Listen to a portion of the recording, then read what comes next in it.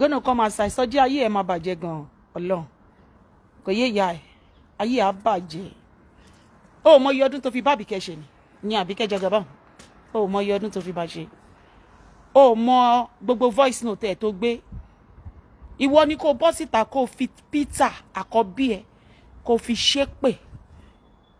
bó ṣe wà yẹn pé ò ní Abike Jagaban voice note lọ́wọ́ orí ẹ ti dàrú èmi máa nù ẹ pẹ̀lú wáyà ni wáyà ọmọ blanla ayé á bàjẹ́ sí mi lọ́wọ́ kò yé ìyá ẹ ayé yé á bàjẹ́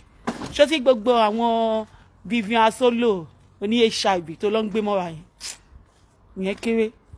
kò ní hàn ìyá ẹ lọ́wọ́ by the time I started with you I will finish you on this social media look me and look me right kò yé ìyá ẹ ṣó ti rí láti 17 minutes tí ṣó ẹ máa fi tán wàá jẹ ìyà wàá jẹ pálábá ìyà ṣó mọ̀ pé Lizzy Anjorin ó ti yé ẹ kò mọ bó ṣe ń lọ lórí social media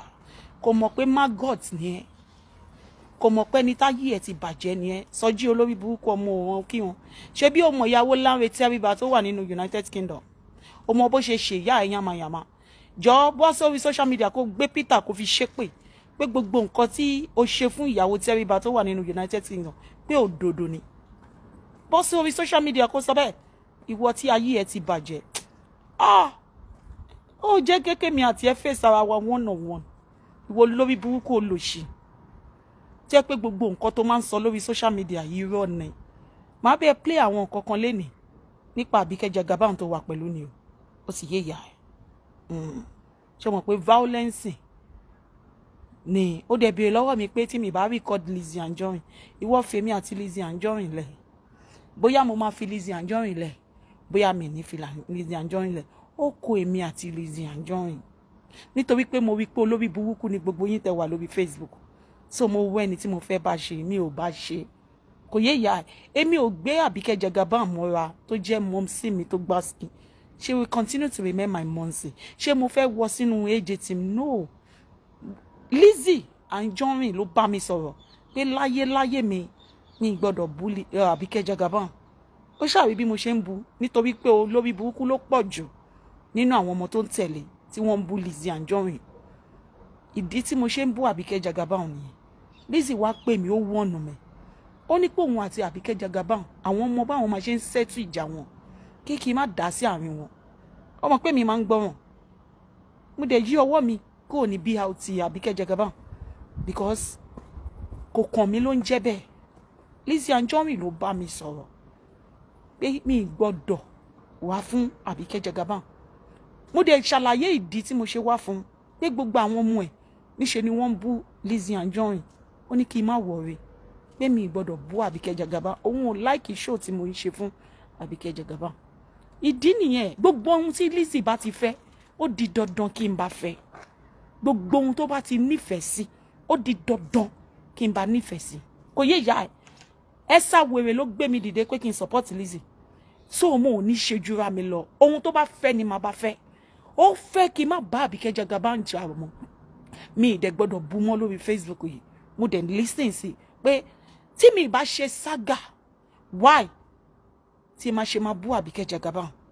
ṣé òun lọ fún Abike Jagaban mi tèmi fi ń lọ fún kò ní yẹ ìyá ẹ̀ sọ fún mi ìdí tí ma fi máa gbé Abike Jagaban mọ́ra ṣé mo bá yín wà nínú saga ni ebi ló pàwọ̀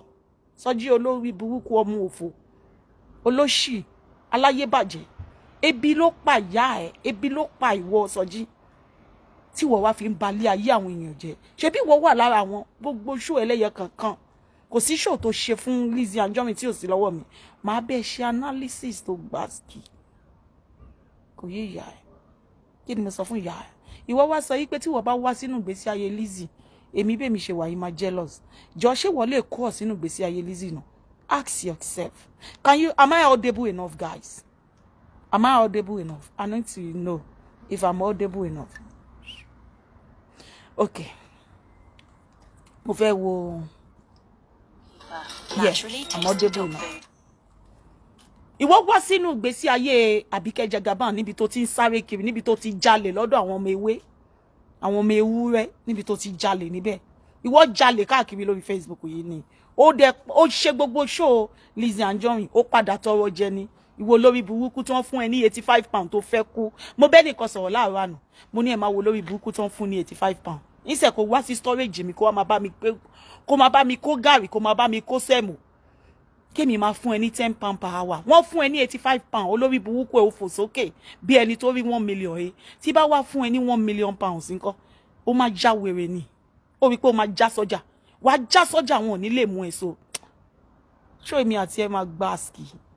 kò ní yẹ̀yà ìwọ jẹ náà ó ń ṣèyàn ọlọ́wọ́n bá ń gbọ́ máa kọ́ bẹ́ẹ̀ ṣó mọ̀ pé kí ni ó ṣẹlẹ̀ láàrin ìwà àti Abike Jagaban lẹ́nu ọjọ́ mẹ́ta yìí tó sáré gbé voice note ẹ̀ wá síta ayé ẹ̀ máa bàjẹ́ kí ni mo sọ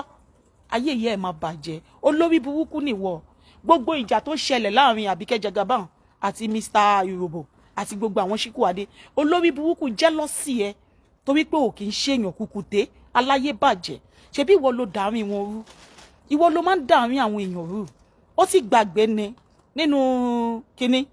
má bẹ́ẹ̀ gbé jáde ó ti gbàgbé kí lorúkọ abewu force tó bẹ́ẹ̀ ṣe ó gbé voice note ẹ̀ jáde pẹ̀lú bẹ́ẹ̀ ṣe súnmọ́ra yín pẹ̀lú all the cordial relationship tẹ́ni gbogbo relationship tàbí kẹ́bẹ́ ẹ̀ ṣe tó máa tún mú ẹ jáde ayé ẹ máa bàjẹ́ I have everything recorded ṣé ti rí olórí burúkú tó wà nínú tíìmù àwọn Abike Jagaban tájọ máa ń pàdé ara wa màá bẹ́ẹ̀ gbé ọmọ ẹ jáde